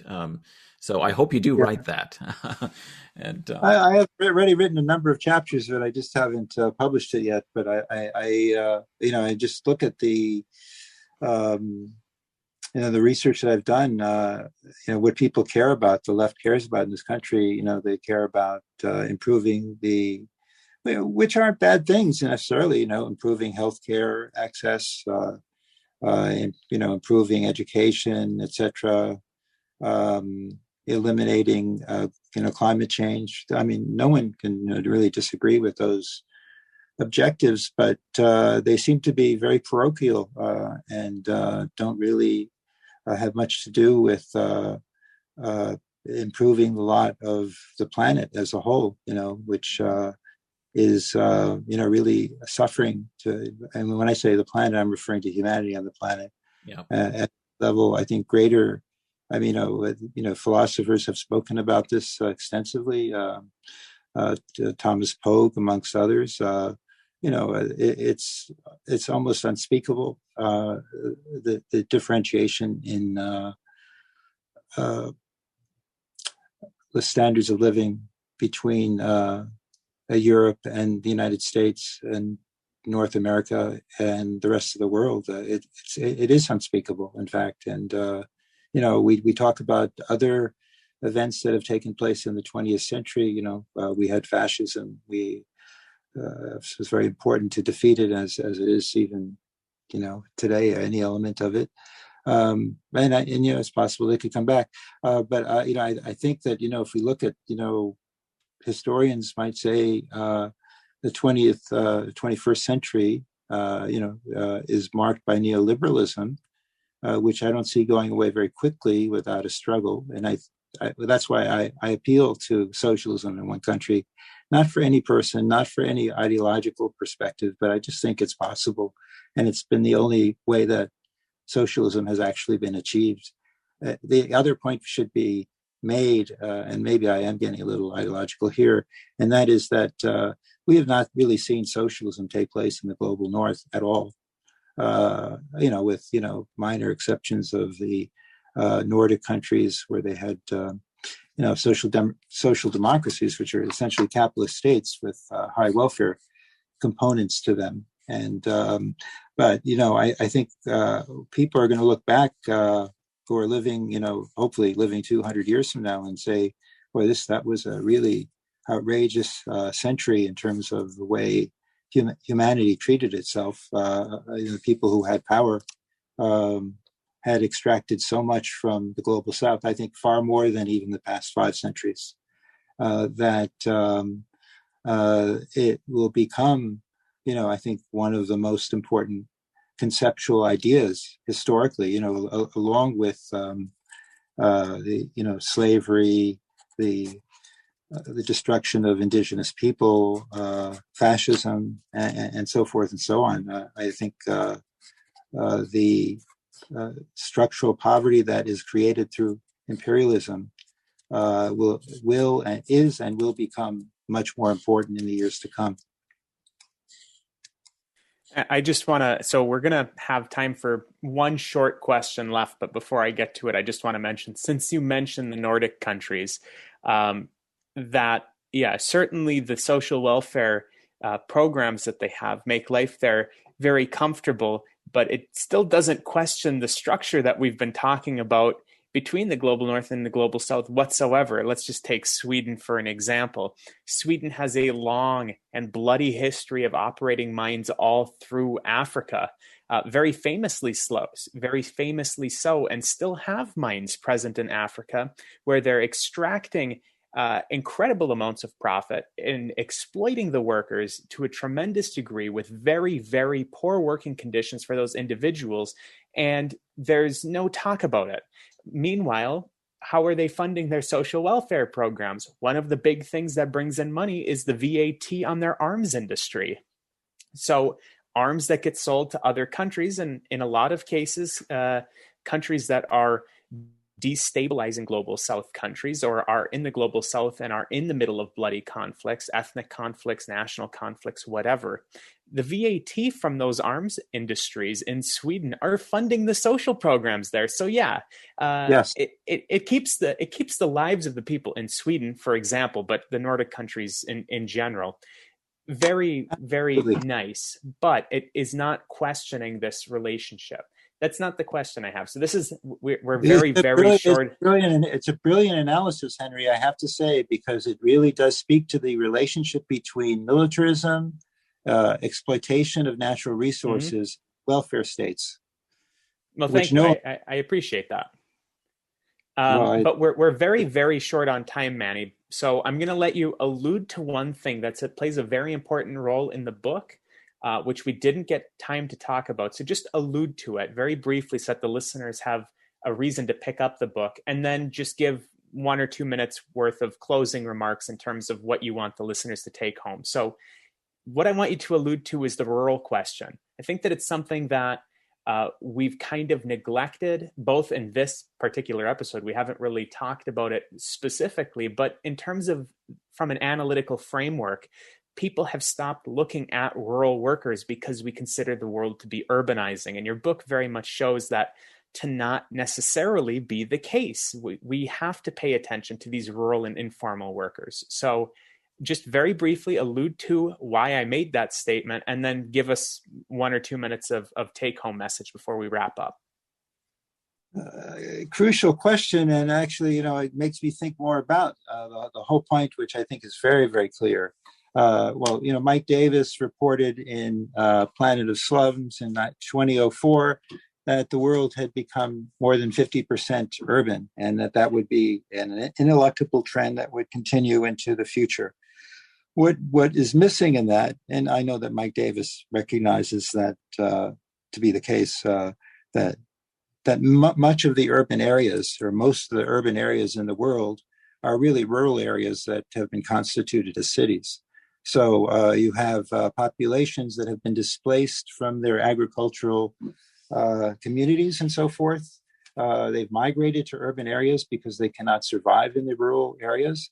But what are those urban areas, and what do they look like? In many cases, there's very large populations in those areas, but they don't have sewage or water treatment.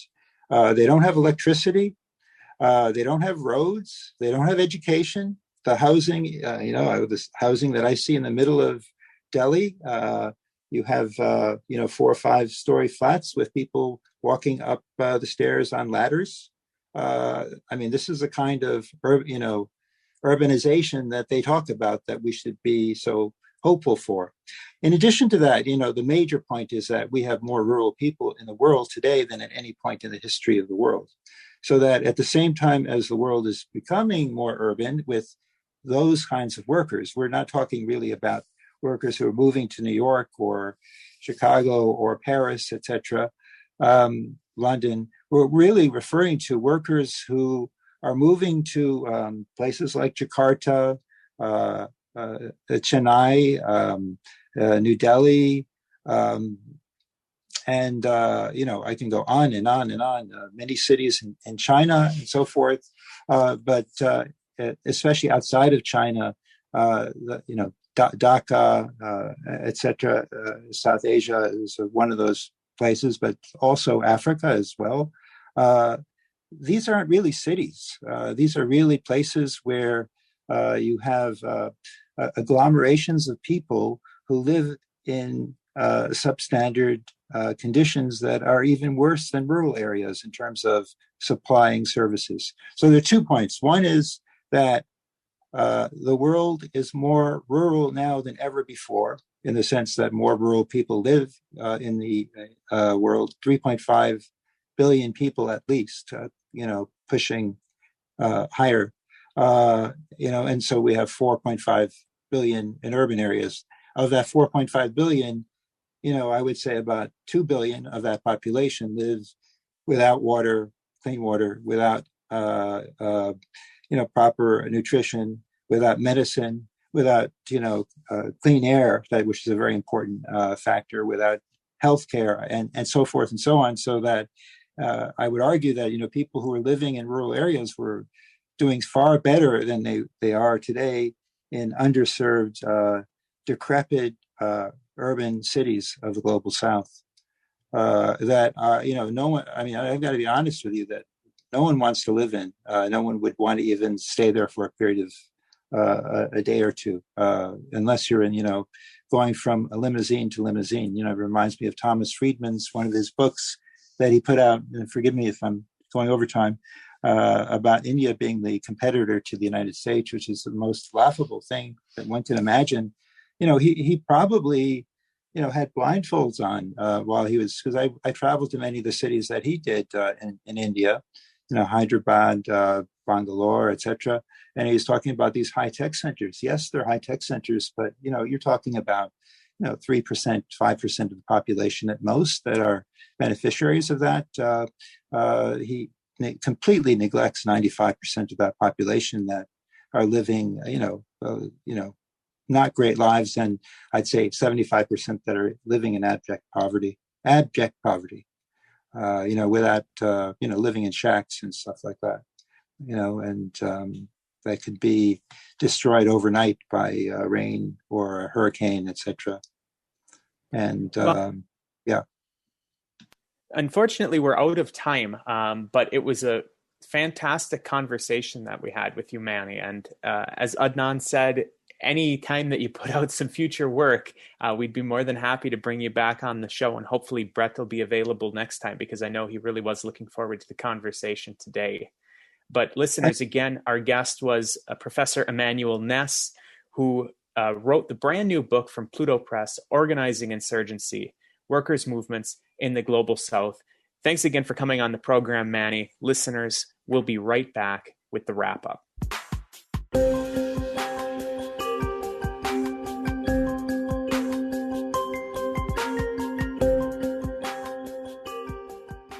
And listeners, we're back for the wrap-up, and we just had a very, very interesting conversation. We had a little bit of back and forth with Manny after the conversation as well, which was similarly illuminating and definitely thought-provoking, and provides a lot of avenues for us to explore further in the future, both of this show as well as our own study. Adnan, what are your initial impressions of the conversation that we had? Did it really draw out more than just the book on its own brought out for you? Well, I mean, I think you're right that we had good back and forth even after we had to conclude at a certain point.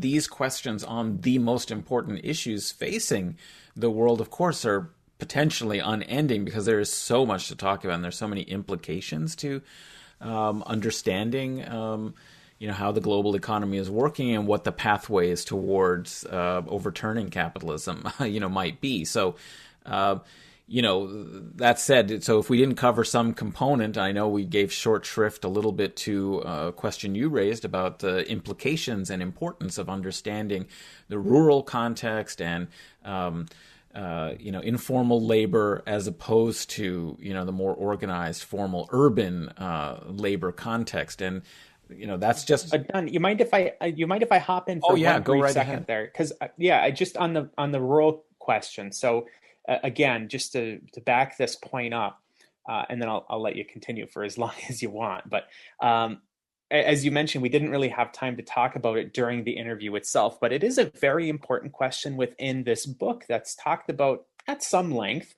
And I just want to highlight for the listeners to consider this, that when we're talking about workers of the world, that when we're thinking about global north countries, we tend to be thinking of everything urbanizing. We tend to think of things automating in many cases, but urbanizing even in cases where automation isn't happening. And the way that we've been told this in the past and even in the present is that there's this shift happening from rural to urban. And certainly the rate of the urban population is growing significantly faster than the rural population. But as Manny points out in his book, and even provides the data for it in his book, the rural population has also grown over the last 50 years. It's not shrinking, it's still growing. And so yes, the urban population has grown faster, but the rural population has still grown. And even and particularly in the global south, I should mention, the global south has had a fairly dramatic rise in the rural population over the last 50 years. And as Manny alluded to briefly in the interview, even when we're talking about the increasing urban population, it's a little bit tricky to say that because, as he mentioned, when we say urban, it doesn't necessarily mean living in urban conditions. It's just living in a city. Many of these individuals are still living in a place that has no running water, no septic system, no electricity.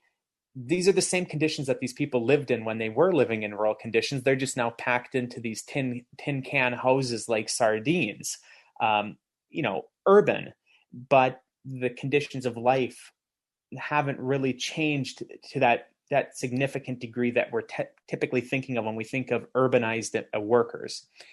Furthermore, he also mentioned several times throughout the book about the mobility of workers. A lot of times, in particularly the global south, workers will move from rural areas to urban areas to work for periods of time, and then move back to rural areas again once they have gotten some money to do more rural work. So the proportion of people that are mobile is a very tricky thing to try to calculate, but also plays some role here.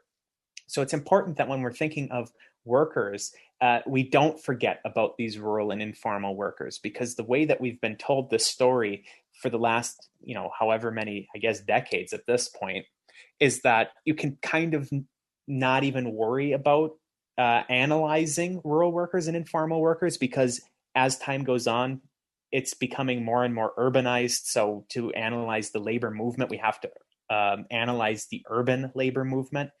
And Manny does a pretty good job in the book, and unfortunately we didn't have much time to talk about it, that the rural, agricultural, informal sectors, particularly in the global south, are still huge and are really what is holding up the global economic system, because these rural workers in many cases are the ones who are providing the resources for more advanced products to be produced in global north countries, for example. Anyway, sorry for that interruption, Adnan. Oh, no, not at all. I think that just illustrates exactly what was, I think, significant when you said, how did the conversation go further? We could have probably talked a little bit more about that subject to really elucidate those links that the book is trying to show through its particular case studies and examples. But if I was thinking about insights that came out a little bit stronger as a result of the conversation, I would say how much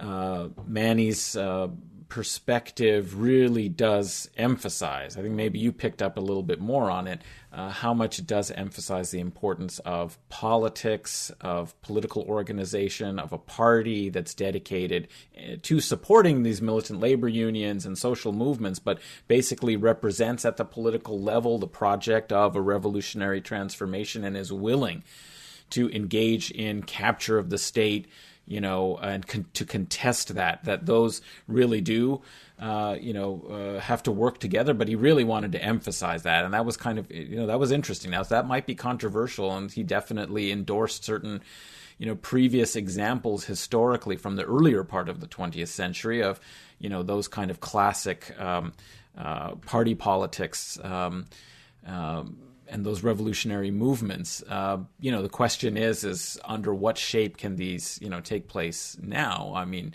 and so there will be maybe from the more anarchistic, or autonomous. And I should have asked, actually, I would have been interested. I thought afterwards, I should have asked about examples like Zapatista's, where it isn't just a free-form, autonomous kind of movement, but it is definitely a different model that has engaged in land-based, territorial-based liberatory movements and what he thought about that. Now, obviously, there aren't a lot of examples of this, being very successful. So these are important and interesting questions for us to think about, and hopefully we'll have a chance to ask him at some point, about these in a future conversation. But I guess the second point that came out that I was interested to explore further, and I gained a little bit of a better understanding, is this importance of national struggle. Because I think with globalization, and I had a chance to ask about this, I think we could have talked a little bit further about what does an internationalist politics look like, because capitalism is able to exploit differences and to pit,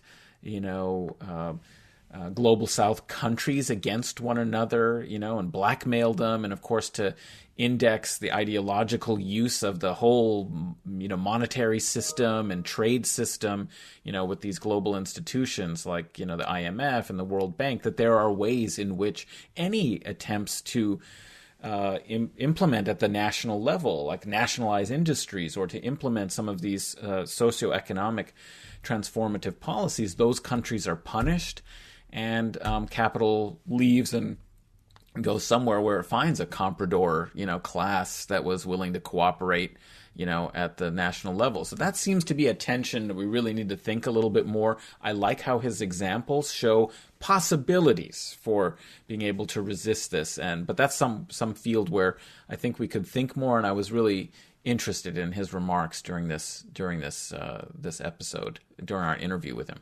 Yeah, I would have also liked to talk more about the role of the comprador class in these global South countries, because I think that that's a very important point within this story that was both touched on in this book, but I also felt could have been expanded on more in the conversation. And I mean, there's just so many things to talk about that we didn't have time for it.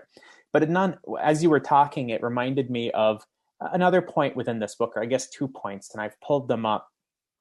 I'm going to read 2 related quotes from here, and I'm just curious as to your thoughts on these quotes. So talking about how the global South and the global North are compared to one another, we can also compare global South countries that are controlled by very capitalistic ruling parties compared to ones that are more socialist in comparison. So for example, here's a section from page 75, if anybody's following along.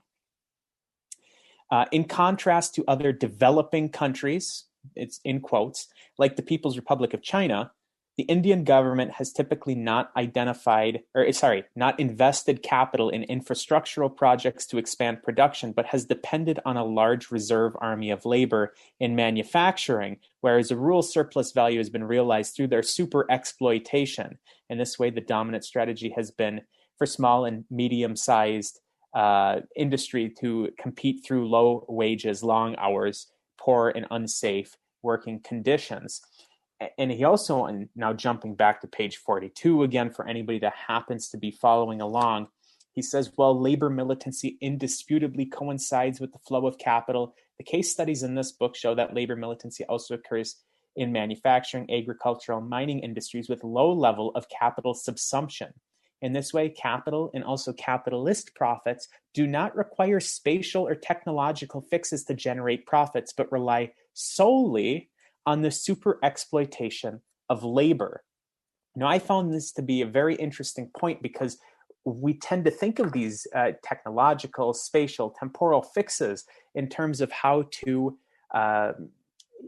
generate profits. And one thing that we typically think about is, automating industries in order to increase the productivity of that industry and extract greater profits from that. That's not what was happening in India in particular in this case study, where no money was really being put into the infrastructure and automating the steel making industry. There was so many people that were employed in this industry and so many people that were living in absolutely squalid conditions in the area, this one district of New Delhi, where these fixes weren't even required. They didn't even require automating the jobs or increasing the conditions whatsoever of these factories. They were able to get away with just having an incredibly large reserve army of labor and then beating down the people who are in the work so far and super exploiting them in order to maintain profitability. I found that very interesting, and I'm curious your thoughts on that point, Adnan.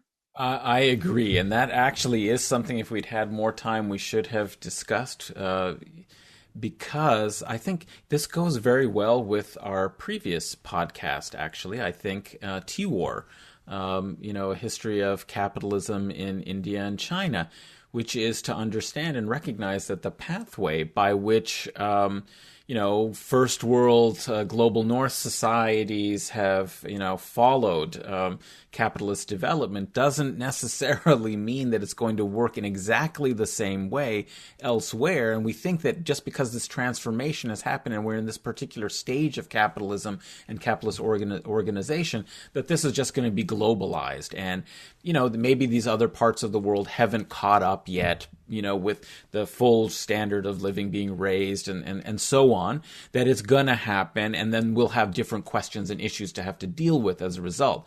This, I think, is very, very important to recognize, that you can have different kinds of labor regimes, that fundamentally the value comes from exploitation of labor, but how that happens can happen in various ways. We learned that with Andrew Lee from T-War, and we're seeing in a way that you don't have to have these investments in technology, which is kind of what Andrew Liu was saying as well. You can still find ways in which the absolute exploitation of labor, because there's a large reserve army, inhibits some of the transformations that many leftists are hanging their hat on when they imagine the end of work. And of course, I would love also to see the end of work. Who wouldn't? But the point is that it's still very much an issue that the left has to be dealing with, because that work has been displaced to migrants in the first world, or certain populations that are segmented away from, the glare of where we think most left politics is happening, in the kind of workers, people who are in the reserve army of labor, the underemployed, in the first world, but especially in a scale that is completely unimaginable for us if we just analyze first world societies in the global north, is the way in which there are these huge reserve armies of labor that are being exploited in the global south. So I think that was another point that was very interesting, and we could have elaborated on. But he really took aim, Manny did, at the sort of optimistic sort of scenarios of the Harton Negri view, and of those like Paul Mason, whom we discussed briefly in this episode, are imagining that the algorithms, artificial intelligence, and the new knowledge economy is going to transform everything. We have to think of a new kind of post-capitalism. It's like, well, yeah, that might be, possible in some frame, potentially, but, you can't just jump to that when you actually see what's really going on in the global south. And that's why those case studies are so important, to root us, not in just conceptualization and theoretical based on our particular position or what we're witnessing in the society around us, but actually you have to take into account that most of industrial production is happening now in the global south, and that there are so many workers who are being exploited in various ways. So I thought, I'm so glad that you raised that, because we could have talked even more about that point. Yeah, and I just want to bring up that last point that you were talking about in terms of automation, AI, building a better world for us. But there's two questions that follow that. When and on whose back? You have to have the capacity to build those things. It requires infrastructure. It requires raw materials. Whose back is providing this gilded future that some of these theorists are looking for? It's these same people that we were talking about being exploited all throughout this work. Now, to build a better society for people in the global north, in that conception, necessitates continued immiseration in the global south.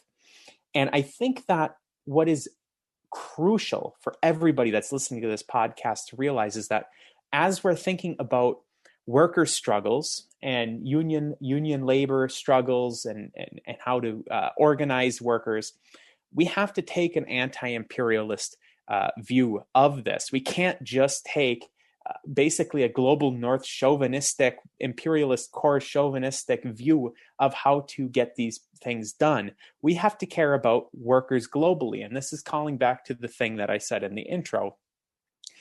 When I said that these advances are largely going to be done within one country, that doesn't mean that people in the global north do not care about this. No, this is how we have to conceive of this, is in an anti-imperialist framework, in a pro-worker of the world framework.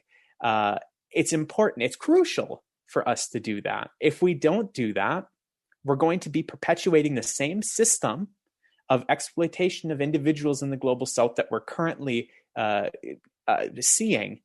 And even if we're building this better future for workers in the global north, it's going to be on the backs of the workers in the global south. I think it's important that people realize that. Definitely, and I think that is one of my major conclusions out of this, that went further a little bit than you find in the book. It's sort of an implication that, we drew out in our conversation with Manny, is that without an anti-imperialist politics, we're just reproducing the system. So, and these inequities globally. And so that's kind of one area where I would say further thought is whether there is an internationalist global south politics possible. I understand that maybe it has to be rooted first in locales that then can use the state, in their particular country to consolidate those gains and then be able to, be a node in a wider network of internationalist anti-imperial struggle to overthrow, the inequities of capitalism, and that from a systemic perspective. But, I think what it really raised also is for the audience of English speaking, and reading, and we talked a little bit about this, is what is the role of the first world global north left? This was a fascinating addendum to the conversation contained within the book, and I really think has some potential, for future work. And it seemed that, maybe we were helping encourage, Manny to go ahead and do that work, because that's really the issue for many of us who are, in the global north, is really working out what kind of a politics can actually contribute to global liberation, not just looking at what's possible in our own societies. And the real issue is, and I think that's why we have Guerrilla History, is that we want a global perspective. We want an internationalist perspective to inform our left politics in the first world, to learn from what's happening in the global south, and also what role we can and must play. And it's not just going to be about trying to reproduce those inequities by building a socialist exploitation, a socialist nation in the first world that is just, exploiting even, better in some sense, the inequities with the global south.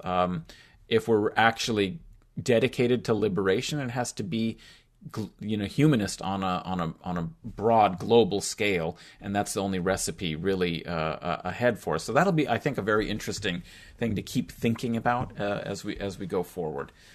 Is how do you develop an internationalist anti-imperial politics of the first world that is actually in alignment with internationalist struggles as they consolidate spaces within various countries in the third world? This is, I think, the task ahead. Yeah, I think that that's a good note to wrap up on, too, is for the listeners to know that that is something that they're going to have to keep in mind, and something that they are going to have to think about is how to construct an anti-imperialist workers' movement in the global north that is going to advance the struggles of workers in the global south. And just a shout out for Manny, if you happen to still be listening. When you make your anti-imperialist book on workers' movements for the global north, or workers' movement how a workers' movement in the global north should be constructed in an anti-imperialist manner, feel free to get back in touch with us and bounce ideas off of us, because we'd love to have that conversation with you anytime, whether it's to record something or just to have that chat, because we really did enjoy talking with you after the recording was done about some of these ideas. So thanks again, Manny, for coming on the show. Really appreciated it. Listeners, hope that you got something out of this conversation. Again, the book that we talked about today was Organizing Insurgency, Workers' Movements in the Global South by Professor Immanuel Ness. It just came out in June from Pluto Press. I'll include the link to get the book in the show notes. Highly recommend everybody pick it up, or if you're not going to pick up the book yourself, encourage your local library to get the book in stock. I think that it's an important work for people to read. So the more libraries that get this work in stock, the better. Okay, so as we're going out the door, Adnan, why don't I have you tell the listeners how they can find you and your other podcast? Sure, and we do miss Breht. Looking forward to him joining us in a future discussion. But in the meantime, you can follow me on Twitter at Adnan A. Husain, Husain. And I would encourage you to listen to The Majlis, Majlis, other podcasts that I co-host or host, and it relates to the Middle East, Islamic world, Muslim diasporas. And we have a new episode coming out every 2 weeks, sometimes monthly. But if you're interested in those topics, do check it out. Yeah, and I'll do Brett's promotion for him since he's not here. You can find Breht and all of the work that he does for Guerrilla History, Revolutionary Left Radio, as well as The Red Menace by going to revolutionaryleftradio.com. As for me, listeners, you can find me on Twitter at Huck1995. You can follow me on Patreon, where I write about immunology and public health, patreon.com/Huck1995. That's really appreciated. It helps me fund myself. And you can follow the show, Guerrilla History, on Twitter at Guerrilla_pod. That's GUERR, 2 R's, ILLA_pod, and support the show at patreon.com/Guerrilla History. Again, Guerrilla with 2 R's. So until next time, listeners, it's been a pleasure talking with you. Solidarity.